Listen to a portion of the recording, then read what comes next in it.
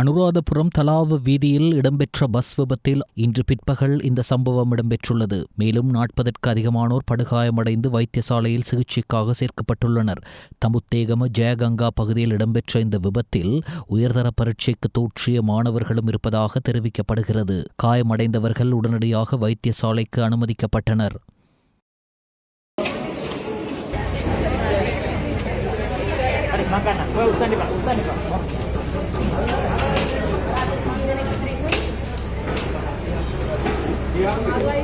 சற்று சிந்தியுங்கள். இடது பக்கமாக முந்துவதை தவிர்த்து கொள்ளுங்கள்.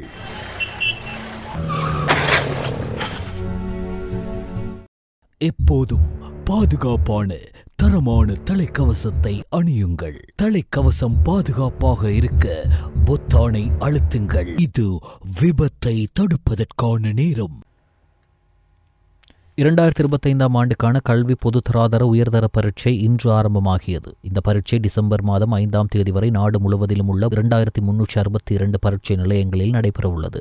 இம்முறை பரீட்சைக்கு 3,40,525 பரீட்சார்த்திகள் தகுதி பெற்றுள்ளனர். இவர்களில் 2,46,521 பாடசாலை பரீட்சார்த்திகளும் 94,004 தனிப்பட்ட பரீட்சார்த்திகளும் அடங்குவர். பரீட்சை ஆரம்பிப்பதற்கு 1 மணி நேரத்திற்கு முன்னதாகவே அனைத்து பரீட்சார்த்திகளும் பரீட்சை நிலையங்களுக்கு வர வேண்டும் என்று பரீட்சை ஆணையாளர் நாயகம் இந்திகா குமாரி தெரிவித்துள்ளார். இதேவேளை பரீட்சைக்கு தோற்றும் மாணவர்களுக்காக விசேட பேருந்து சேவை அமுல்படுத்தப்பட்டுள்ளதாக தேசிய போக்குவரத்து ஆணைக்குழுவின் தலைவர் PA சந்திரபால் தெரிவித்துள்ளார். அத்துடன் பரீட்சை நடைபெறும் காலப்பகுதியில் அனர்த்தங்கள் காரணமாக ஏற்படக்கூடிய தடைகளை தவிர்ப்பதற்காக அனர்த்த முகாமைத்துவ மத்திய நிலையம் விசேட வேலை திட்டம் ஒன்றை அமுல்படுத்தியுள்ளதாக அந்த நிலையத்தின் பணிப்பாளர் நாயகம் ஓய்வு பெற்ற மேஜர் ஜெனரல் சம்பத் கொட்டுவேகுடு தெரிவித்துள்ளார்.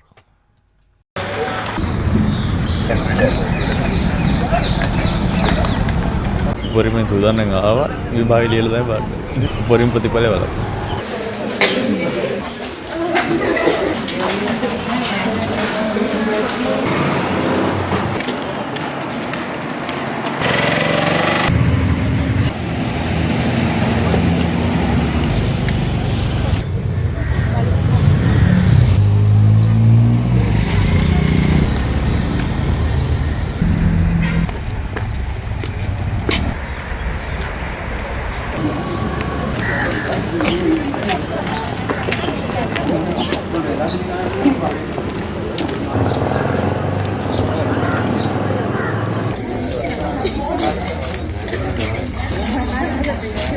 மத்திய கிழக்கில் தலைமறைவாகியுள்ள இலங்கையைச் சேர்ந்த 7 போதைப் பொருள் கடத்தல்காரர்கள் நாட்டின் அதிகாரிகளிடம் சரணடைய விருப்பம் தெரிவித்துள்ளதாக பொதுமக்கள் பாதுகாப்பு அமைச்சர் ஆனந்த் விஜயபால தெரிவித்தார். கொழும்பு மாவட்ட செயலகத்தில் நேற்று நடைபெற்ற விஷ போதைப் பொருள் ஒழிப்புக்கான முழு நாடுமே ஒன்றாக தேசிய நிகழ்ச்சி திட்டத்தின் கொழும்பு மாவட்ட செயற்பாட்டு திட்டத்தில் கலந்து கொண்ட போதே அவர் இதனை தெரிவித்தார்.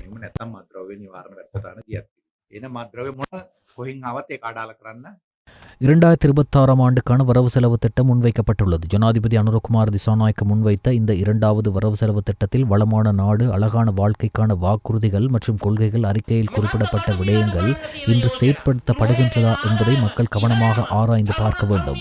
ஜனாதிபதி அனுரகுமார் திசாநாயக்க முன்வைத்த 2026 ஆண்டுக்கான வரவு செலவு திட்டத்திற்கு பதிலாக பொய்களின் மூட்டையை முன்வைத்துள்ளார் என எதிர்க்கட்சித் தலைவர் சஜித் பிரேமதாச தெரிவித்தார். ஐக்கிய மக்கள் சக்தியின் ஒரண பிரதான கட்சி அலுவலகத்தை திறந்து வைக்கும் நிகழ்வில் நேற்று கலந்து கொண்டு உரையாற்றும் போது எதிர்க்கட்சித் தலைவர் சஜித் பிரேமதாச இவ்வாறு தெரிவித்தார். போதைப்பொருளுக்கு எதிராக அரசாங்கம் எடுத்துள்ள நடவடிக்கைகளை நெருக்கடிக்குள்ளாக்குவதற்கு தான் எதிர்த்தரப்பினர் ஜனாதிபதி மற்றும் பொதுமக்கள் பாதுகாப்பு அமைச்சர் மீது குற்றச்சாட்டுகளை முன்வைக்கிறார்கள். யுக்திய சுற்றி வளைப்பில் நெத்திலி மீன்களை பிடித்ததை போன்று நாங்கள் செயற்படவில்லை. சுறாக்களை பிடித்துள்ளோம் என பொதுமக்கள் பாதுகாப்பு மற்றும் பாராளுமன்ற விவகாரங்கள் பிரதி அமைச்சர் சுனில் வட்டகல தெரிவித்தார். மாரகம பகுதியில் நேற்று நடைபெற்ற போலீஸ் அதிகாரிகளுடனான கலந்துரையாடலின் போது அவர் இவ்வாறு தெரிவித்தார். இலவச சுகாதாரத்துறையை டிஜிட்டல் முறையில் மாற்றுவதற்கான வழிகாட்டுதல் குழுவை நிறுவுவதற்கான சாத்தியக்கூறுகள் தொடர்பாக ஆய்வு செய்யப்பட்டு வருவதாக சுகாதார அமைச்சு தெரிவித்துள்ளது.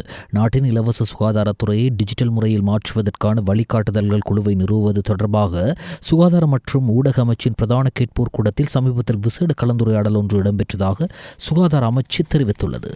அதற்கமே சுகாதார மற்றும் வெகுஜன ஊடக அமைச்சர் நலிந்த ஜெயதிச தலைமையில் நடைபெற்ற இந்த கலந்துரையாடலில் அடுத்த 10 ஆண்டுகளுக்கு செயற்படுத்தப்பட உள்ள தேசிய தேசிய சுகாதார கொள்கைக்கு ஏற்ப நாட்டின் இலவச சுகாதார அமைப்பை டிஜிட்டல் முறையில் மாற்றுவதற்கான சாத்தியக்கூறுகள் மற்றும் அதற்காக பின்பற்ற வேண்டிய குறுகிய கால மற்றும் நீண்டகால முறைகள் குறித்தும் விரிவாக ஆராயப்பட்டன.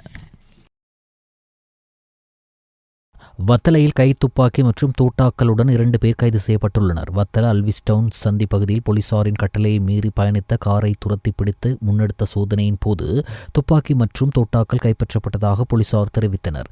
இந்த ஆயுதங்களை மற்றொருவருக்கு வழங்குவதாக கொண்டு செல்லப்பட்டுள்ளதாக போலீசாரின் விசாரணைகளின் போது சந்தேக நபர் வாக்குமூலம் வழங்கியுள்ளார். இதனிடையே வத்தலை மாபுள பகுதியில் வைத்து குறித்த கைத்துப்பாக்கியை பெற்றுக்கொள்ள வந்த சந்தேக நபர் கைது செய்யப்பட்டுள்ளார். சந்தேக நபர்கள் யாழ்ப்பாணத்தைச் சேர்ந்த 33 வயதுடையவர்கள் என போலீசார் தெரிவித்தனர். சம்பவம் தொடர்பான மேலதிக விசாரணைகளை வத்தல போலீசார் முன்னெடுத்து வருகின்றனர். 5 கிலோகிராம் ஹெரோயினுக்கு மேல் வைத்திருந்த குற்றச்சாட்டில் சீனிகம பகுதியில் கைது செய்யப்பட்ட 6 சந்தேக நபர்களையும் 7 நாட்கள் தடுப்பு காவலில் வைத்து விசாரிக்க போலீஸ் போதைப்பொருள் ஒழிப்பு பிரிவுக்கு அனுமதி வழங்கப்பட்டுள்ளது. நேற்று முன்தினம் விசேட அதிரடிப்படை அதிகாரிகளால் நடத்தப்பட்ட சோதனையில் இந்த சந்தேக நபர்கள் கைது செய்யப்பட்டனர். அவர்கள் மேலதிக விசாரணைக்காக போலீஸ் போதைப்பொருள் ஒழிப்பு பிரிவிடம் ஒப்படைக்கப்பட்டனர். கைது செய்யப்பட்ட சந்தேக நபர்கள் காளி, ஹாங்கம, தெல்வத்த, வத்துகெதர மற்றும் சீனிகம ஆகிய பகுதிகளைச் சேர்ந்தவர்கள் என்றும் அவர்கள் போதைப்பொருள் கடத்தலில் ஈடுபட்டு வந்துள்ளனர் என்றும் ஆரம்ப விசாரணைகளிலிருந்து தெரிய வந்துள்ளது. இதனிடையே போலீஸ் மா அதிபரின் உத்தரவின் பேரில் செயற்படுத்தப்படும் குற்றம் மற்றும் போதைப்பொருள் தடுப்பு நடவடிக்கைகளின் கீழ் 30,954 பேர் சோதனை செய்யப்பட்டு சந்தேகத்தின் பேரில் 693 பேர் கைது செய்யப்பட்டுள்ளனர். முன்னாள் அமைச்சர் கேலியர் ரம்புக்வெல்ல, அவரது மனைவி மற்றும் மகள் ஆகியோர் இன்று முற்பகல் லஞ்சம் அல்லது ஊழல் குறித்து விசாரணை செய்யும் ஆணைக்குழுவில் ஆஜராகினர். பணச்செலவையின் கீழ் லஞ்சம் அல்லது ஊழல் குறித்த விசாரணை செய்யும் ஆணைக்குழுவினால் நடத்தப்படும் விசாரணைகள் தொடர்பில் வாக்குமூலம் அளிப்பதற்காக அவர்கள் இவ்வாறு ஆஜராகியிருந்தனர்.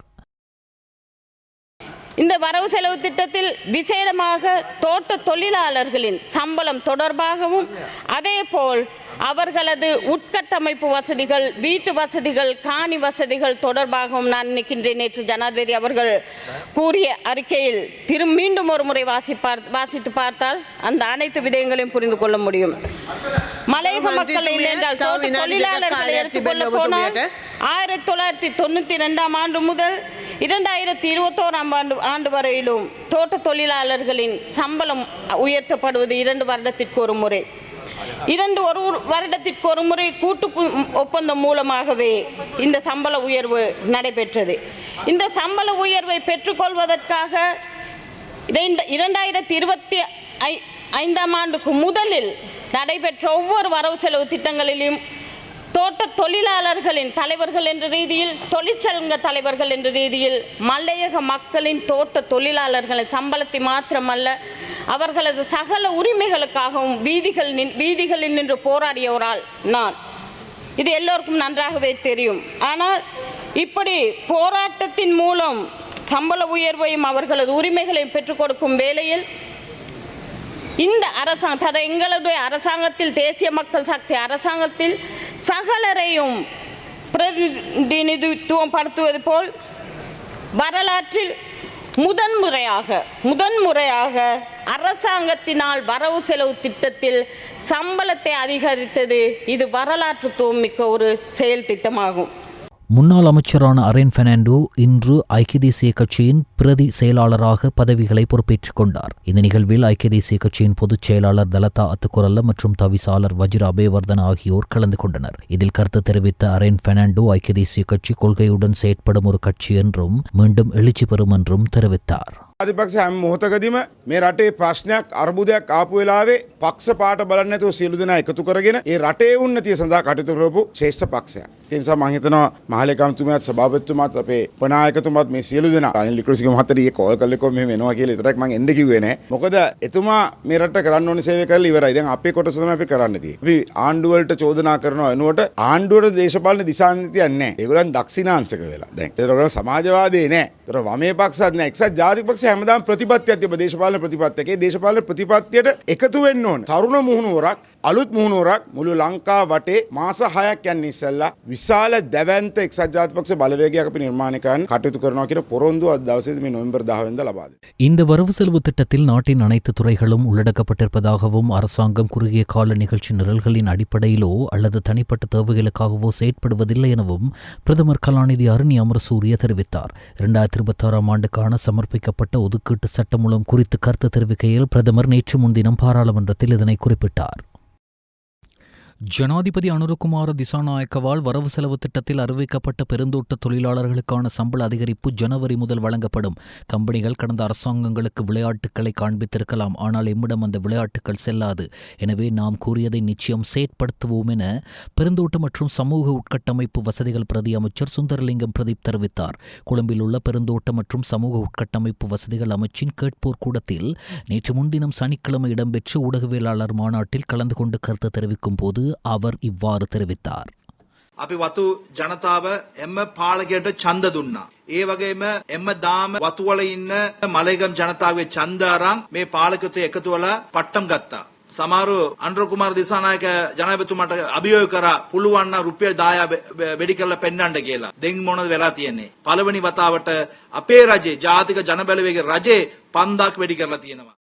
விஷ போதைப் பொருளை நாட்டில் அகற்றும் நாடு முழுவதும் ஒன்றாக தேசிய நடவடிக்கையின் கீழ் நாடு முழுவதும் மேற்கொள்ளப்பட்ட சுற்றி வளைப்புகளில் கடந்த தினத்தில் மாத்திரம் போதைப்பொருள் குற்றங்கள் தொடர்பில் 1000க்கும் மேற்பட்டோர் கைது செய்யப்பட்டுள்ளனர்.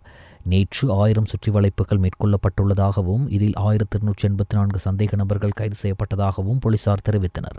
கைது செய்யப்பட்ட சந்தேக நபர்களிடமிருந்து 7 கிலோ 21 கிராம் ஹெரோயினும் 4 கிலோ 715 கிராம் ஐஸ் போதைப் பொருளும் போலீசாரால் கைப்பற்றப்பட்டுள்ளன. இது தவிர அஷீஸ், கஞ்சா மற்றும் போதை மாத்திரைகள் உள்ள மேலும் பல போதைப் பொருட்களும் கைப்பற்றப்பட்டதாக போலீசார் குறிப்பிட்டுள்ளனர். இந்த நடவடிக்கையின் போது கைது செய்யப்பட்ட 16 சந்தேக நபர்களுக்கு தடுப்பு காவல் உத்தரவு பிறப்பிக்கப்பட்டுள்ளதுடன் மேலும் 15 பேர் புனர்வாழ்வுக்காக அனுப்பப்பட்டுள்ளதாகவும் தெரிவிக்கப்பட்டுள்ளது. இதன்படி முழு நாடுமே ஒன்றாக தேசிய நடவடிக்கை ஆரம்பிக்கப்பட்ட அக்டோபர் மாதம் 30ஆம் தேதி முதல் இதுவரை மேற்கொள்ளப்பட்ட சுற்றி வளைப்புகளில் 12,000க்கும் அதிகமானோர் கைது செய்யப்பட்டுள்ளதாக போலீசார் மேலும் தெரிவித்தனர். மத்திய மாகாணம் கண்டி மாவட்டம் நாவலப்பிட்டி கிரீன்வுட் மத்திய பிரிவு அருள்மிகு ஸ்ரீ முத்துமாரியம்மன் ஆலய மகா கும்பாபிஷேக பெருஞ்சாந்தி விழா மிக சிறப்பாக இடம்பெற்றது. காலை விநாயகர் வழிபாட்டுடன் ஆரம்பிக்கப்பட்ட விசேட யாக பூஜை கிரியைகள் பூர்ணாகுதி என்பன இடம்பெற்று மேலதாளங்கள் முழங்க வேத பாராயணம் ஓத முத்துமாரி அம்மனுக்கும் ஏனைய பரிவார மூர்த்திகளுக்கும் மகா கும்பாபிஷேகம் இடம்பெற்றது. இதில் ஏராளமான பக்தர்கள் கலந்து சிறப்பித்தமை குறிப்பிடத்தக்கது.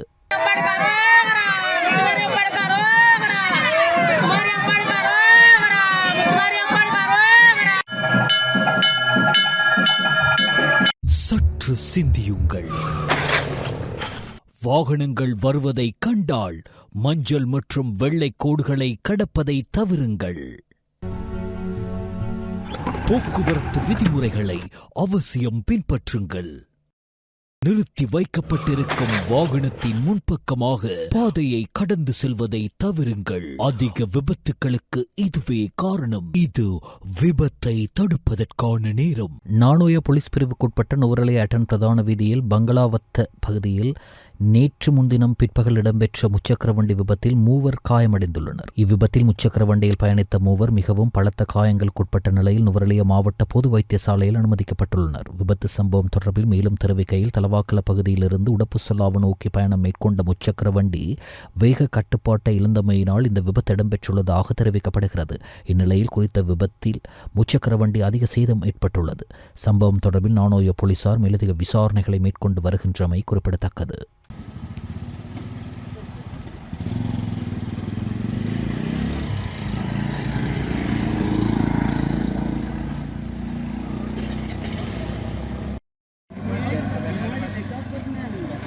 நுவரெலியா நானோய ரதல்ல குறுக்கு வீதியில் வேனும் லொரியும் நேருக்கு நேர் மோதியதில் வேனில் பயணித்த 3 படுகாயமடைந்து நுவரெலியா மாவட்ட பொது வைத்தியசாலையில் அனுமதிக்கப்பட்டுள்ளதாக நானோய போலீசார் தெரிவித்தனர். நானோயா நகரிலிருந்து ரதல்ல குறுக்கு வழியில் பயணித்த லொரியும் நானோயா நாவலர் பாடசாலையிலிருந்து மாணவர்களை அழைத்து வந்த வேனும் ரதல்ல குறுக்கு வீதி சந்தியில் மோதி விபத்துக்குள்ளாகியுள்ளது. விபத்தின் காரணம் சாரதி அதிக வேகமாக பயணித்ததால் விபத்து ஏற்பட்டுள்ளது எனவும் லொரியும் சாரதியும் கைது செய்யப்பட்டுள்ளனர். நானோய போலீசார் விபத்து தொடர்பில் மேலதிக விசாரணை மேற்கொண்டு வருகின்றனர்.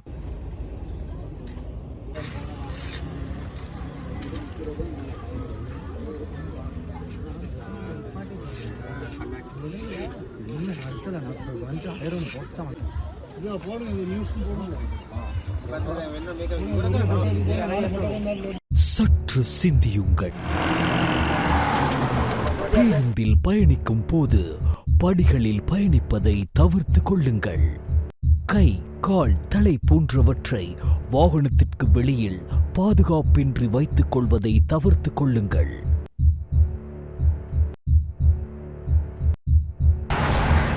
முச்சக்கர வண்டிகளில் 3 பேருக்கு அதிகமானோர் பயணிப்பதை தவிர்த்து கொள்ளுங்கள். மிகவும் ஒழுக்கமாக வீதிகளை பாவியுங்கள்.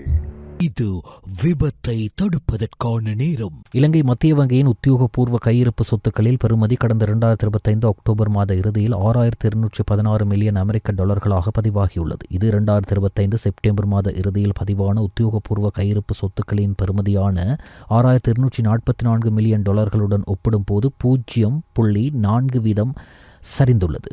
இந்த வீழ்ச்சிக்கு உத்தியோகபூர்வ கையிருப்பு சொத்துக்களில் உள்ள பிரதான அங்கமான அந்நிய செலாவணி கையிருப்பு 2025 அக்டோபர் மாதத்தில் 6179 மில்லியன் டாலர்களிலிருந்து 6100 மில்லியன் டாலர்கள் வரை 1.3% குறைவடைந்தமை பிரதான காரணமாகும். எனினும் 2025 அக்டோபர் மாதத்தில் மத்திய வங்கியின் தங்க கையிருப்பு 58 மில்லியன் டாலர்களிலிருந்து 80 மில்லியன் டாலர்கள் வரை, அதாவது 36.6% குறிப்பிடத்தக்க வளர்ச்சியை பெற்றுள்ளமை விசேட அம்சமாகும். கடந்த மாதத்தில் உலகளாவிய தங்க விலை வேகமாக அதிகரித்ததன் காரணமாக மத்திய வங்கியின் தங்க கையிருப்பு பெறுமதியும் அதிகரித்துள்ளதாக ஆய்வாளர்கள் கருத்து தெரிவிக்கின்றனர். பருத்தித்துறை கடற்பரப்பில் எல்லை தாண்டி மீன்பிடித்த ஒரு படகையும் அதிலிருந்து 14 இந்திய மீனவர்களையும் கடற்படையினர் கைது செய்துள்ளனர். இவ்வாறு கைது செய்யப்பட்டவர்கள் காங்கேசன்துறை கடற்படை முகாமுக்கு அழைத்துச் செல்லப்பட்டுள்ளனர். கைதான மீனவர்கள் கடற்றொழில் நீரியல் வளத்துறை திணைக்களத்திடம் ஒப்படைக்கப்பட்டு பருத்தித்துறை நீதவான் நீதிமன்றத்தில் ஆஜர்படுத்தப்பட உள்ளனர்.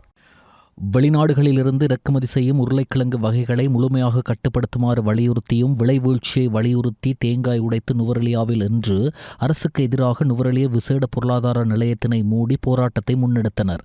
இதன்போது இன்றைய தினம் வெளியில் தோட்டங்களுக்கு சென்று மரக்கறி கொள்வனவு செய்வதை நிறுத்திவிட்டு விவசாயிகள், முதலாளிமார்கள் மற்றும் பொதுமக்கள் இணைந்து வெளிநாட்டு உருளைக்கிழங்கு இறக்குமதியை உடனடியாக நிறுத்த கோரியும் விவசாயிகள் எதிர்நோக்கும் ஏராளமான பிரச்சினைகள் அடங்கிய பல்வேறு பதாதைகளை ஏந்தி கோஷங்களை எழுப்பி நுவரெலியா பதுல்ல பிரதான வீதியில் ஆரம்பிக்கப்பட்டு ஊர்வலமாக நுவரெலியா பிரதான நகரை வலம் வந்து இறுதியில் நுவரெலியா உடப்புசலாவ வீதியில் உள்ள விசேட பொருளாதார நிலையம் வரை சென்று நிறைவு செய்தனர். நாட்டின் பெரும்பாலான பகுதிகளில் பிற்பகல் 1 மணிக்கு பிறகு மழை அல்லது இடியுடன் கூடிய மழை பெய்யக்கூடும் என வளிமண்டலவியல் திணைக்களம் எதிர்வு கூறியுள்ளது. ஊவா, தென் சப்ரகமுவ மற்றும் மத்திய மாகாணங்களிலும் அம்பாறை மற்றும் மட்டக்களப்பு மாவட்டங்களிலும் சில இடங்களில் 75 மில்லிமீட்டருக்கும் அதிகமான ஓரளவு பலத்த மழை பெய்யக்கூடும் என அந்த திணைக்களம் வெளியிட்டுள்ள வானிலை முன்னறிவிப்பில் தெரிவிக்கப்பட்டுள்ளது. இடியுடன் கூடிய மழையுடன் தற்காலிகமாக பலத்த காற்று மற்றும் மின்னல் தாக்கத்தால் ஏற்படும் ஆபத்துக்களை குறைப்பதற்கு தேவையான நடவடிக்கைகளை எடுக்குமாறு வளிமண்டலவியல் திணைக்களம் பொதுமக்களை அறிவுறுத்தி உள்ளது.